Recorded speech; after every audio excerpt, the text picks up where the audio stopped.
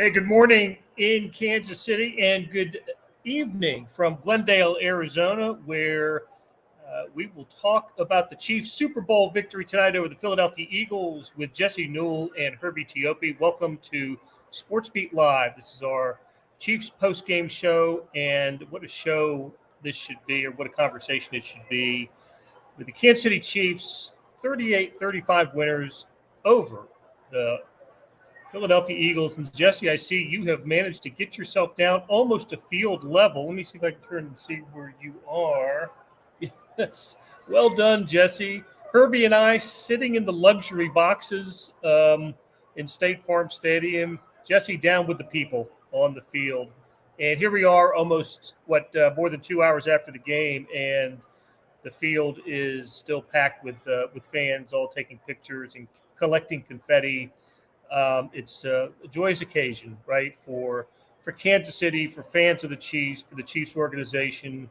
Wonderful victory here. They came from 10 down at halftime. I didn't think it was going to happen for them, but it happened. And let's just start there, okay? Let's start at halftime.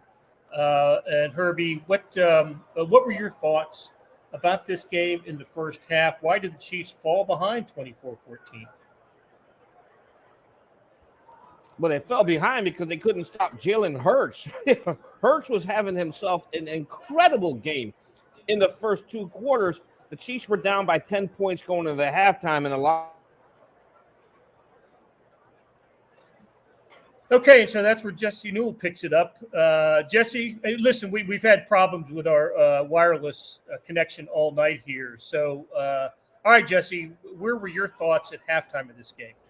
Yeah, Jalen Hurts was doing really well. And, this was the Eagles winning all the big downs. They won third down, they won fourth down. And so many times when you have a close game, Eagles come into this game 1.5 point favorites. If you have a close game, two evenly matched teams, if you win third downs and fourth downs, you're going to give yourself a shot. So even with Nick Bolton returning that one for a touchdown, the fumble return, because the Eagles kicked off, because the Eagles received in the first half, the Chiefs had one less possession.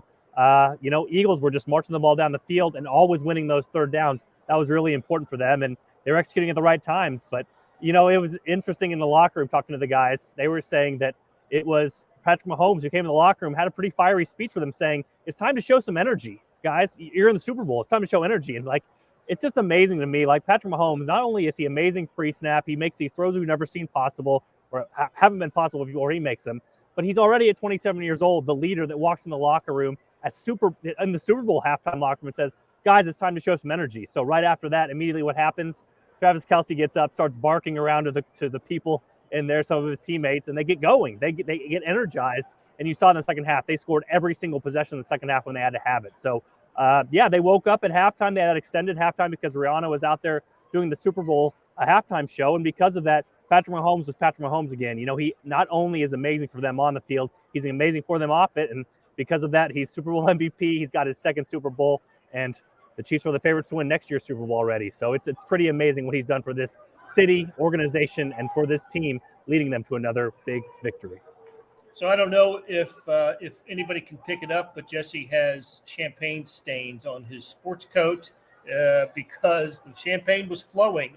I'd only seen that in a baseball clubhouse after the Royals won all their series in 14 and 15, but they brought it out for the Chiefs tonight, and they were pouring it all over each other. It was quite a scene in the locker room after halftime. And one of the interesting scenes that I encountered was just Mahomes going from player to player, thanking them and talking about, Jesse, you talk about leadership qualities. That's kind of what, that's what I thought when I saw him shaking everybody's hand and thanking them for, making this victory possible. That was kind of cool to see. I don't know if you caught that. Yeah, I was actually talking with receivers coach Joe Blameyer in the locker room, and he got stopped as he was talking to me because Mahomes came over to him and said, hey, this is what's happening, and gave him a big hug and celebrated with him. I know our Sam McDowell also had one in there where he was basically Brian Cook, and they were saying, big hug, all those sorts of things. So Mahomes really was going person to person, interrupting interviews. It didn't matter. They were also happy. But, yeah, lots of cigars, some champagne.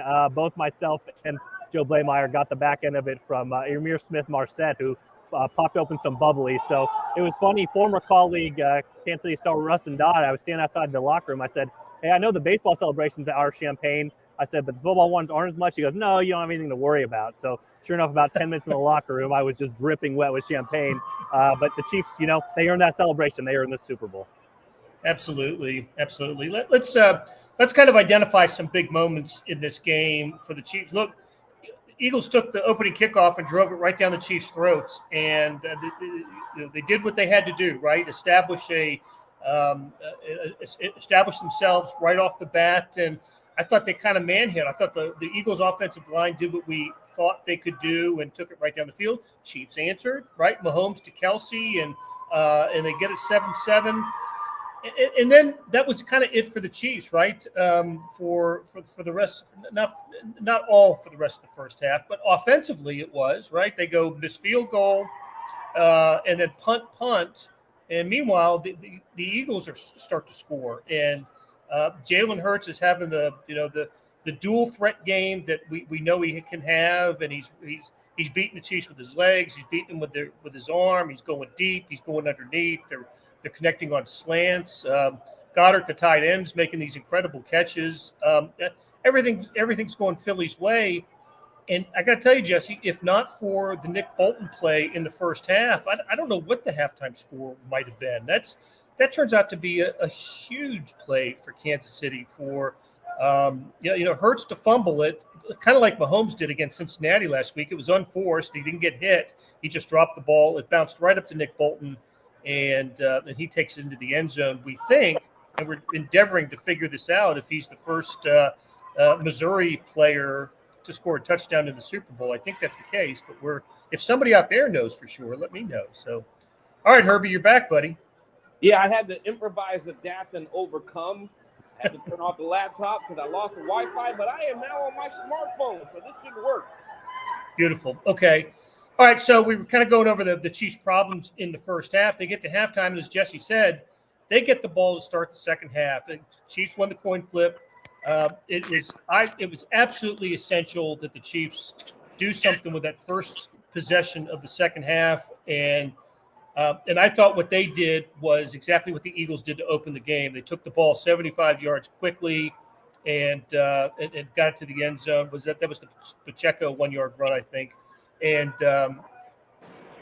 it made it 24-21, and then all of a sudden it just kind of felt like a little bit of a different game, didn't it, Herbie? Oh, absolutely. You can kind of sense the momentum going from the Eagles to the Chiefs. It's kind of weird that I say that because going into halftime I felt like the Eagles were in total control. They dominated essentially every single stat line. But the game just never felt out of hand. And then when the Chiefs are able to score on their opening possession of the third quarter, I was like, it's game on. This is absolutely game on. And then, of course, Mahomes with his magic that we know that he's always often prone to do, that's exactly what happened. Okay, Joe Shea says, yes, first Super Bowl touchdown scored by a Mizzou player. Should have had a second one, too. I thought maybe that was – that was the first play after the Chiefs scored to make it 24-21. The pass breakup by Snead, and there's Bolton again to scoop it up. If he had scooped and scored that, and the Chiefs win the game, I think he'd have been the MVP of the game. 2 defensive touchdowns. That would have been unbelievable. Okay, so the Chiefs start to build on this, right? They get some serious momentum, and Patrick Mahomes, who didn't play poorly in the first half, but never had the ball. I mean, at halftime, the time of possession difference was like 22-8. Number of plays greatly favored the Eagles. Part of that is because they keep going for it on fourth down and making it, so they keep the ball longer. And the Chiefs, again, had a couple of empty possessions in the first half. But now the Chiefs are scoring on every possession. And, Jesse, I know you had a chance to review two Mahomes touchdown passes in the second half, and those were things of beauty. They just were. I mean, that's, when I talked about how I think the Chiefs always have an advantage against NFC teams because they don't play them that often, right? I thought about that when they scored these 2 touchdowns because Sky Moore and Kadarius Tony were just wide open. Yeah, they were. And real quick, the people in the comments, the thing we lose here, I mean, this is obviously awesome. You see people doing snow angels in the background and confetti and playing they're loving it. All the banners up here show Chiefs Super Bowl champions. But what we miss is I'm seeing some videos from back home, Lawrence and Mass Street. People are going wild. So let us know in the comments. What are you guys celebrating with? What are you drinking? I mean, I'd love to know how people are celebrating this Chiefs' second Super Bowl with Patrick Mahomes. But yeah, I mean, I'll have a story on this completely here in a few hours. But it's amazing, Blair. The play that the Chiefs ran that twice, so, stop motion, the circle back, they actually got it from the Buffalo Bills last year when the Bills put a beat down on them in the game week 6 at Arrowhead. And the Bills basically had no reason to run the play, but they ran it against the Chiefs, ran it for a touchdown. The Chiefs kept it in their minds. They started running it in training camp, and the defense couldn't stop it. And they realized, we're on to something here. And so, the first one was to Kadarius Tony. They noticed that in the red zone, the Eagles went primarily man coverage. When you go man coverage, that shuttle motion, as the Chiefs call it, when you go one way and you come back, they try to pass it off. They try to pass that off, and you see that defender run toward the middle because Sky Moore or Kadarius Tony has a running start. And so you saw them try to pass it off. They come back to the outside. Those guys are wide open. So it's amazing how this stuff comes full circle from training camp to now. From last season when the Bills are up 28-10 against the Chiefs at Arrowhead in the regular season game, have no reason to show this play. And all of a sudden they show it, and the Chiefs are like, well, we can't defend that. What's going on? Let's implement it in training camp. Let's do this and go over and over and over again. The Chiefs do it, and they run it twice. Actually, different name calls for those because it's different personnel. But a little note for the people out there, because I'm sure the T-shirts will be made. One of them is called Shuttle Tent, and one of them is called Shuttle Corn Dog. It's a corner route and a drag route. So I'm sure that'll be, hopefully, after this story gets written and is out there in the public, there will be some corn dog T-shirts after this Super Bowl, because that is one of the plays the Chiefs scored on and helped them to win the Super Bowl. Very cool. I'm looking forward to reading that. We're starting to get some celebration locations. Good stuff here from Roy and from Michael and Andrew, taking an online quiz for his master's program. That's pretty cool. Power and Light District was on fire. I saw some photos from that. That's just a great scene. Kansas City does it up right when they get together to watch their sports teams. It's really cool. And you're right, Jesse's right. We love being here. We wouldn't be anywhere else. But if we were back at home, it'd be fun to be part of the celebration for the Chiefs. And we know that Wednesday is the parade now for the Chiefs. And there's a time in there. Maybe one of you guys can find. I think they've already put a release out about the time for the parade. So we'll get that to you as well. Okay, so first touchdown pass. The first one goes to Kadarius Tony, right? And that makes it 28-27 Chiefs. And then Kadarius Tony's involved again in what I consider, if there's a play of the game, it's the punt return. Take us through that, Herbie, and tell us how Kadarius Tony became a Chief in the first place. Well, it's incredible to me that some Giants fans have to be wondering, why couldn't we get this in New York? For one reason or another, let's just put it out there. For one reason or another, it did not work out in New York. The Chiefs, Brett Veach and his personnel staff, wow, did they find a gem, and they've known how to utilize Kadarius Tony since he's been here. And one of the roles that he's here as is the primary punt returner. We saw that, we obviously Jesse talked about the touchdown, but like you said, Blair, that was the play of the game. He catches the punt, he goes to his right, he breaks tackles, and then all of a sudden he bursts around the right corner and there's nobody there except the punter. But, the punter actually slowed him down a little bit. The rest of the pursuit caught him. But that put the Chiefs, I think it was at the 5-yard line. And then, they were able to score a touchdown shortly thereafter. But that play there put the Chiefs on the path to victory, and it was just an incredible play. Real quick, let me add a couple of things on that, Blair. For one, I was the guy that wrote a few weeks ago the Chiefs should catch every punt. And Dave Tobe said that's not the way they're going to do it. They're going to break one. They're going to break one. He kept faith in his guys, kept faith in his return unit. Sure enough, these last 2 weeks, they broke one, and they were huge plays in the game. So credit to the Chiefs. Credit to Dave Tobe for believing in his guys. Credit to them for continuing, because I thought this team was good enough to win a Super Bowl without plays like that they just needed their offense to carry them. Obviously, they needed those plays, and they kept at it, and they kept working. Sky Moore 2 weeks ago, Kadarius Tony in this game. I did want to mention it jarred something else up. Joe Blameyer brought Kadarius Tony over to me in the locker room, because we talked about the motion play that he scored on. They actually practiced it Thursday in practice here in Tempe at the Arizona State practice facility. And Kadarius Tony fell down on the practice field so badly and made such a fool of himself, falling like he was sliding into second base, that he put the video on his phone to always have it with him. And he showed it to me. I took a picture of it. If you guys have watched Wizard of Oz, it looks like the Wicked Witch when the house lands on her. All you see in the video from the coach's video is 2 legs because he fell off the screen running that play. And so they were like, should we go to him again? Is this going to work? And again, they were so confident in the play, like, well, it'll probably still work at the most crucial of times. But it was funny. He brought the phone to me and showed it to me, and he looked like the Wicked Witch of the East with the house on top of him because he fell down so badly, and teammates and coaches were just ragging on him. That play ends up helping the Chiefs win the Super Bowl. So just some crazy stuff to happen for everything to come together, and the Chiefs win this particular game.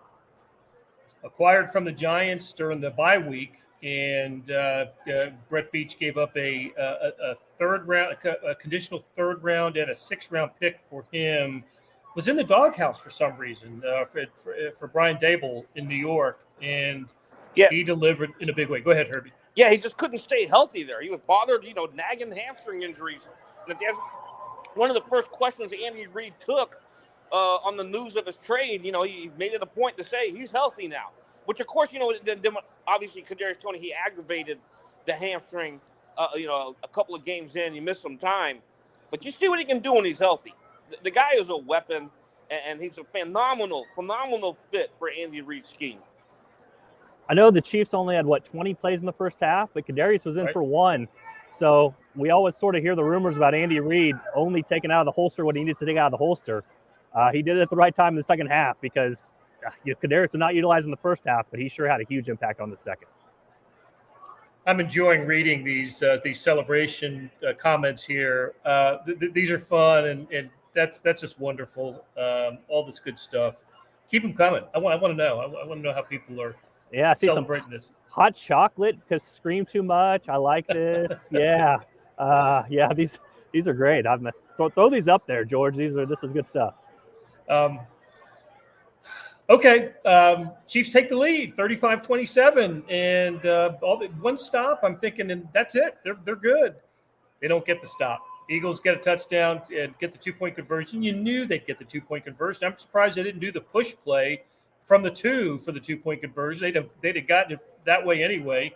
But they tie it 5. I think it's 5:15 or so when the Chiefs take over, and I turn to Vahe sitting next to me, and I say they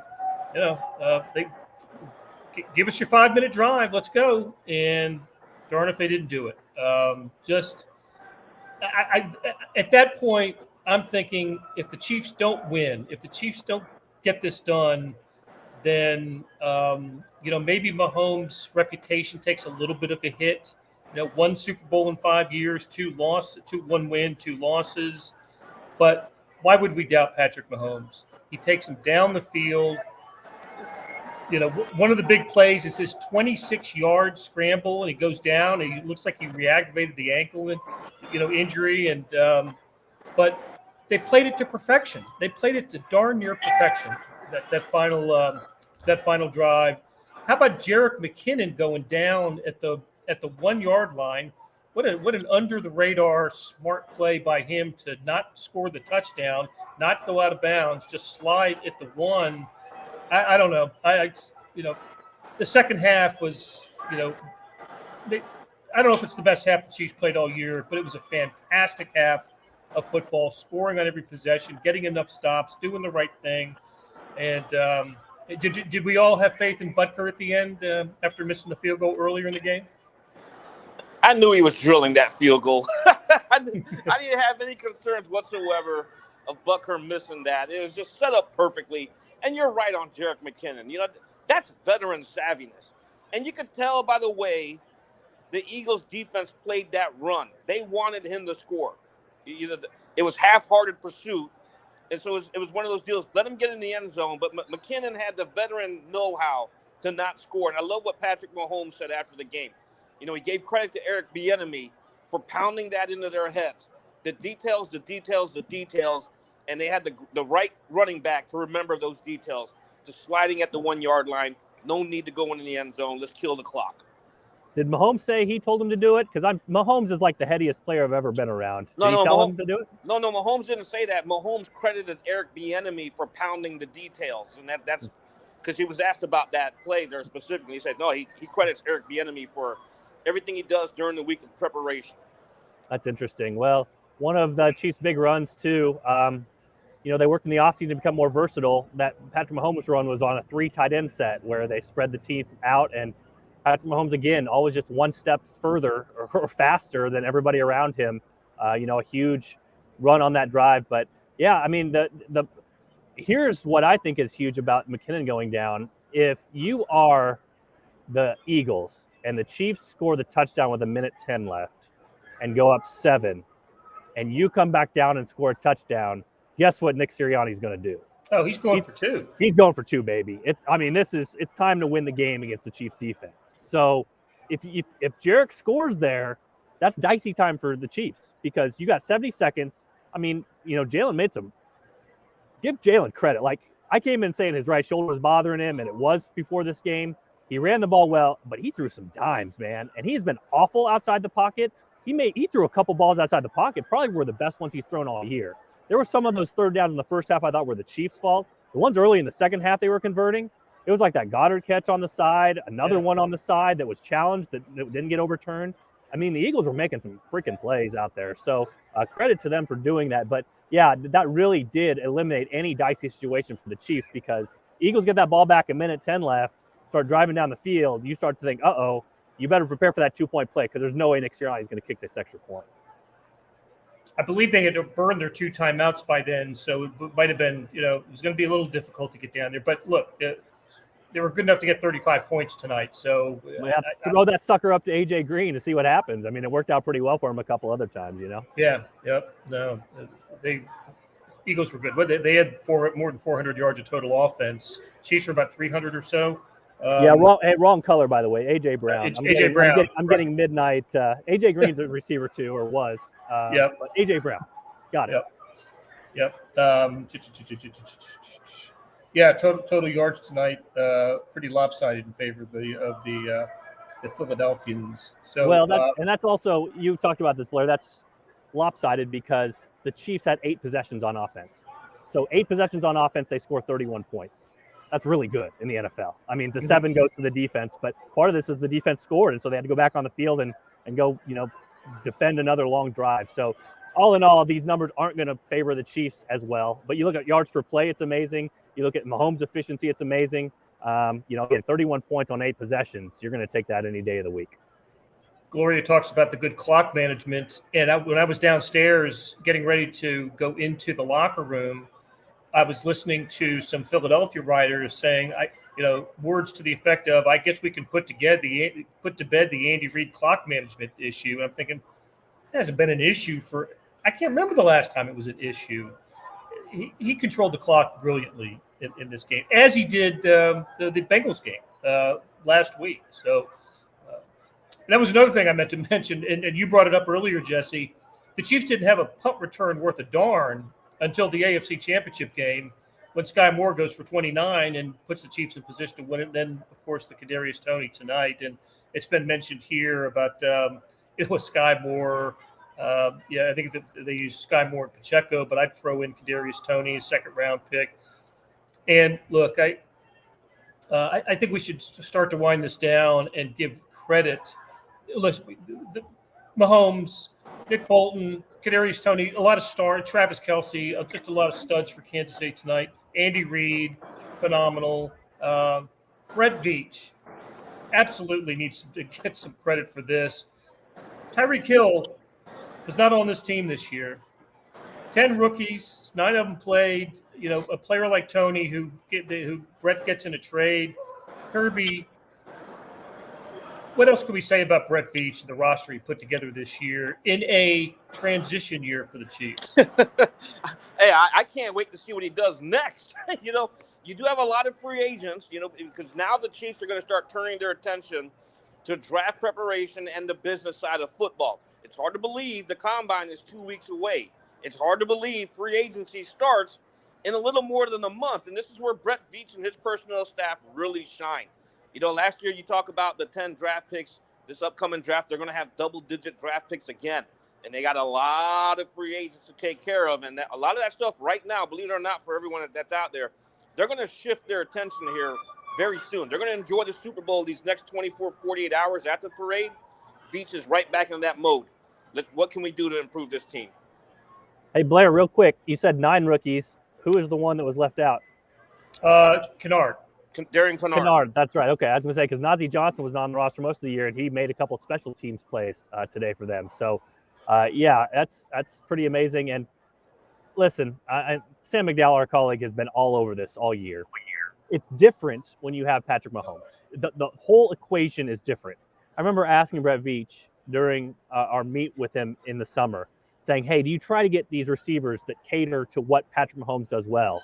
And he goes, no, Patrick spoils the Chiefs because you can just get whatever you want talent-wise, and he's going to make it work. The Chiefs took a step back to take 2 steps forward, and this year could have ended still earlier than it did. But they still were successful. They still have Andy Reid. They still have Patrick Mahomes.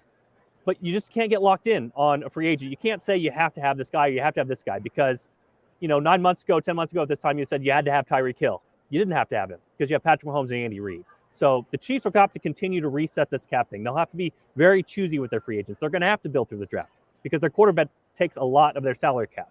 But guess what? Nobody else has this quarterback. Everybody else wants this quarterback. So the Chiefs are going to have to do it differently than other people. They don't have a quarterback on a rookie deal, but the quarterback is so good that they can do it differently and keep this window open for a long time. I mentioned this earlier. They are already the Vegas favorites to win next year's Super Bowl. It should be that way for the foreseeable future. So, Mahomes said too early to talk dynasty for this team. Obviously, it's difficult to win it every year, and the Chiefs were plus 300 to win it at halftime today. So they deserve credit for winning it. But this is the new equation with the Chiefs. They can't sign every free agent. You can't be loyal to everybody. And even this year's Super Bowl team only had, 4 or 5 starters left from the previous one that was only 3 years ago. That's the new way of how the Chiefs are going to have to win this thing. But when you have 15 and you have Andy Reid, it's good enough to win you a Super Bowl. We saw that proven this year. Hey, Blair, before we log out of here, you got to give one shout out to the front 5. The Chiefs offensive line did a phenomenal job tonight against the Eagles. Don't forget, a lot of people, the storyline coming in this game, 70 defensive sacks. How many times did Mahomes get sacked tonight? 0. Mahomes mentioned at his post-game press conference, he gave a lot of credit to the win for the way the front 5 protected him, and I thought they did a phenomenal job. Yeah, Andrew was all over that, and David Clark, with his Clark, Brett, and Andy are all on the same page.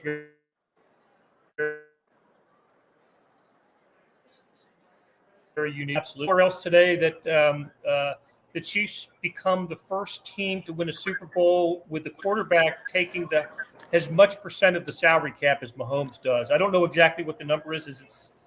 Do you know, Jesse, off the top? I don't remember the exact number, but the Chiefs wouldn't have it any other way. I mean, that's the bottom line. That going into this game, when we were talking about predictions, and I just kept coming back to it. Again, not to say that I knew it was going to be right at halftime, but you just keep coming back to Philadelphia's roster 2 to 53 is probably better than the Chiefs. That's the way the salary cap's set up. That's why the whole thing is set up. But number 1 versus number 1, the Chiefs had the better player, and that is so important. The Chiefs wouldn't trade him for anybody. So you make it work. You make tough roster decisions. Who knows? Juju wants to be back. Maybe he's not back. Maybe he makes more money elsewhere. The Chiefs can fill in. They can take talent. They can buy low on talent. They can go in the draft and get talent. You know why? Because they got Patrick Mahomes and Andy Reid. Those guys will make it work. Absolutely. All right, we're going to wind it down. Thank you so much for joining us tonight on this terrific night for Kansas City sports, for Chiefs football. Fantastic night. Herbie and Jesse, Vahe and Sam have been with us all year. George Howard has been a fantastic producer for us. And sorry that we didn't get Vahe and Sam, but we'll have them either on a live stream or a podcast in the next couple of days, and we'll get their perspective on the game. So good night from Glendale, Arizona, everybody, and hope to talk to you again soon.